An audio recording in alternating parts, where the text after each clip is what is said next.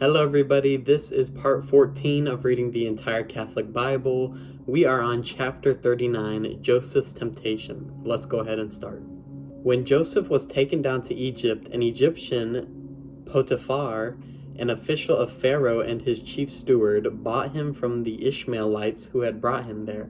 The Lord was with Joseph, and he enjoyed great success and was assigned to the household of his Egyptian master. When his master saw that the Lord was with him and brought him success in whatever he did, he favored Joseph and made him his personal attendant.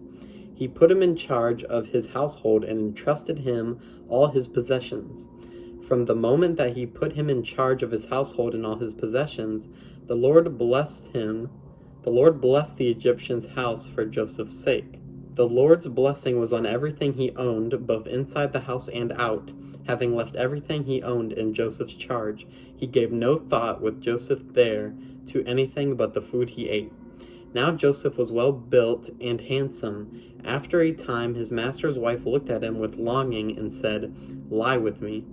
But he refused and said to his master's wife, "Look, as long as I am here, my master does not give a thought to anything in the house, but has entrusted to me all he owns. He has no more authority in this house than I do. He has withheld from me nothing but you, since you are his wife. How then could I do this great wrong and sin against God?" Although she spoke to him day after day, he would not agree to lie with her or even be near her. On one such day, when Joseph came into the house to do his work, and none of the household servants were then in the house, she laid hold of him by his cloak, saying, "Lie with me." But leaving the cloak in her hand, he escaped and ran outside. She cried out to her household servants and told them, "Look, my husband has brought us a Hebrew man to mock us. He came in here to lie with me, but I cried out loudly. When he heard me scream, he left his cloak beside me and escaped and ran outside." She kept the cloak with her until his master came home. Then she told him the same story. "The Hebrew slave whom you brought us came to me to amuse himself at my expense. But when I screamed, he left his cloak beside me and escaped outside." When the master heard his wife's story, in which she reported, "Thus and so your servants did to me," he became enraged. Joseph's master seized him and put him into the jail where the king's prisoners were confined, and there he sat in jail. But the Lord was with Joseph and showed him kindness by making the chief jailer well disposed toward him. The chief jailer put Joseph in charge of all the prisoners in the jail. Everything that had to be done there, he was the one to do it. The chief jailer did not have to look after anything that was in Joseph's charge, since the Lord was with him and was bringing success to whatever he was doing. Chapter 40. The Dreams Interpreted. Sometime afterward, the royal cupbearer and baker offended their lord, the king of Egypt. Pharaoh was angry with his two officials, the chief cupbearer and the chief baker, and he put them in custody in the house of the chief steward, the same jail where Joseph was confined. The chief steward assigned them to Joseph, and he became their attendant. After they had been in custody for some time, the cupbearer and the baker of the king of Egypt, who were confined in the jail, both had dreams on the same night, each his own dream, and each dream with its own meaning. When Joseph came to them in the morning, he saw that they looked disturbed. So he asked Pharaoh's officials who were with him in custody in his master's house, "Why do you look so troubled today?" They answered him, "We have had dreams, but there is no one to interpret them." Joseph said to them, "Do interpretations not come from God? Please tell me the dreams." Then the chief cupbearer told Joseph his dream. "In my dream," he said, "I saw a vine in front of me, and on the vine were 3 branches. It had barely budded when its blossoms came out, and its clusters ripened into grapes. Pharaoh's cup was in my hand, so I took the grapes, pressed them out into his cup, and put it in Pharaoh's hand." Joseph said to him, "This is its interpretation. The 3 branches are 3 days. Within 3 days, Pharaoh will single you out and restore you to your post. You will be handing Pharaoh his cup as you formerly did when you were his cupbearer.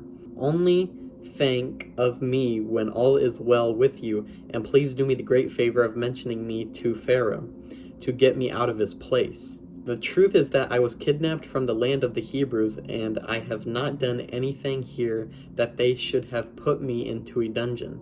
When the chief baker saw that Joseph had given a favorable interpretation, he said to him, "I too had a bad dream. In it I had 3 baskets on my head. In the top one were all kinds of bakery products for Pharaoh, but the birds were eating them out of the basket on my head." Joseph said to him in reply, This is its interpretation. The 3 baskets are 3 days. Within 3 days, Pharaoh will single you out and will impale you on a stake, and the birds will be eating your flesh." And so on the 3rd day, which was Pharaoh's birthday, when he gave a banquet to all his servants, he singled out the chief cupbearer and chief baker in the midst of his servants. He restored the chief cupbearer to his office He restored the cupbearer to his office so that he again handed the cup to Pharaoh, but the chief baker he impaled, just as Joseph had told him his interpretation. Yet the chief cupbearer did not think of Joseph, he forgot him. Chapter 41. Pharaoh's Dream. After a lapse of 2 years, Pharaoh had a dream. He was standing by the Nile when up out of the Nile came 7 cows, fine-looking and fat. They grazed in the reed grass. Behind them 7 other cows, poor-looking and gaunt, came up out of the Nile, and standing on the bank of the Nile beside the others. The poor-looking gaunt cows devoured the 7 fine-looking fat cows. Then Pharaoh woke up. He fell asleep again and had another dream. He saw 7 ears of grain, fat and healthy, growing on a single stalk. Behind them sprouted 7 ears of grain, thin and scorched by the east wind. And the thin ears swallowed up the 7 fat, healthy ears. Then Pharaoh woke up. It was a dream. Next morning his mind was agitated. So Pharaoh had all the magicians and sages of Egypt summoned and recounted his dream to them. But there was no one to interpret it for him. Then the chief cupbearer said to Pharaoh, "Now I remember my negligence. Once when Pharaoh was angry with his servants, he put me and the chief baker in custody in the house of the chief steward. Later we both had dreams on the same night, and each of our dreams had its own meaning. There was a Hebrew youth with us, a slave of the chief steward, and when we told him our dreams, he interpreted them for us and explained for each of us the meaning of his dream.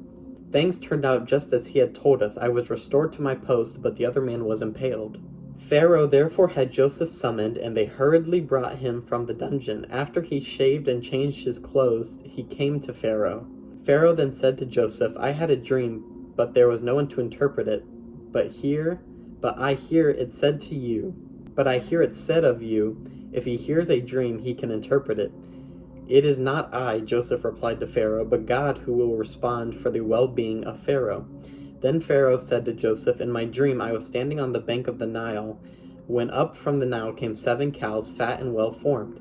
They grazed in the reed grass. Behind them came 7 other cows, scrawny and most ill-formed and gaunt. Never have I seen such bad specimens as these in all the land of Egypt. The gaunt, bad cows devoured the first 7 fat cows, but then they had consumed them. No one could tell that they had done so because they looked as bad as before.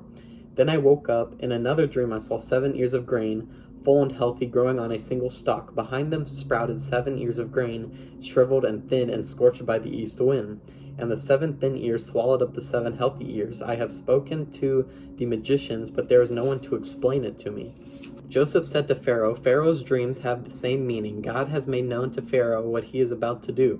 The 7 healthy cows are 7 years. The 7 healthy ears are 7 years, the same in each dream. The 7 thin, bad cows came up after the 7 thin, bad cows that came up after them are 7 years, as are the 7 thin ears scorched by the east wind. They are 7 years of famine. Things are just as I told Pharaoh. God had revealed to Pharaoh what he is about to do. 7 years of great abundance are now coming throughout the land of Egypt, but 7 years of famine will rise up after them, when all the abundance will be forgotten in the land of Egypt. When the famine has exhausted the land, no trace of the abundance will be found in the land because of the famine that follows it, for it will be very severe. That Pharaoh had the same dream twice means the matter has been confirmed by God and that God will soon bring it about. Therefore, let Pharaoh seek out a discerning and wise man and put him in charge of the land of Egypt. Let Pharaoh act and appoint overseers for the land to organize it during the 7 years of abundance. They should collect all the food of these coming good years, gathering the grain under Pharaoh's authority for food in the cities, and they should guard it. This food will serve as a reserve for the country against the 7 years of famine that will occur in the land of Egypt, so that the land may not perish in the famine. This advice pleased Pharaoh and all his servants. Could we find another like him? Pharaoh asked his servants, a man so endowed with the Spirit of God? So Pharaoh said to Joseph, since God has made all this known to you, there is no one as discerning and wise as you are. You shall be in charge of my household. You and all my people will obey your command. Only in respect to the throne will I outrank you. Then Pharaoh said to Joseph, look, I put you in charge of the whole land of Egypt. With that, Pharaoh took off his signet ring and put it on Joseph's finger. He dressed him in robes of fine linen and put a gold chain around his neck. He then had him ride his second chariot, and they shouted Abrek before him. Thus was Joseph installed over the whole land of Egypt. I am Pharaoh, he told Joseph, but without your approval no one shall lift hand or foot in all the land of Egypt. Pharaoh also bestowed the name of Zaphanath-Paneah on Joseph, and he gave him in marriage Asenath, the daughter of Potipharah, priest of Heliopolis. And Joseph went out over the land of Egypt. Joseph was 30 years old when he entered the service of Pharaoh, king of Egypt. After Joseph left Pharaoh, he went throughout the land of Egypt. During the 7 years of plenty, when the land produced abundant crops, he collected all the food of these years of plenty that the land of Egypt was enjoying and stored it in the cities, placing in each city the crops of the fields around it. Joseph collected grain like the sands of the sea, so much that at least he stopped measuring it, for it was beyond measure. Before the famine years set in, Joseph became father of 2 sons, born to him Asenath, daughter of Potipharah, priest of Heliopolis. Joseph named his firstborn Manasseh, Manasseh, meaning God has made me forget entirely my troubles and my father's house. And the second he named Ephraim, meaning God has made me fruitful in the land of my affliction. When the 7 years of abundance enjoyed by the land of Egypt came to an end, the 7 years of famine set in, just as Joseph had said. Although there was famine in all the other countries, food was available throughout the land of Egypt. When all the land of Egypt became hungry and the people cried to Pharaoh for food, Pharaoh said to all the Egyptians, go to Joseph and do whatever he tells you. When the famine had spread throughout the land, Joseph opened all the cities that had grain and rationed it to the Egyptians, since the famine had gripped the land of Egypt. Indeed, the whole world came to Egypt to Joseph to buy grain, for famine had gripped the whole world. And we'll stop right there before chapter 42. Those 2 first chapters were like a breeze, but that last chapter lasted so long. Thank you everybody so much for watching. I look forward to finishing the first book of the Bible. Goodbye.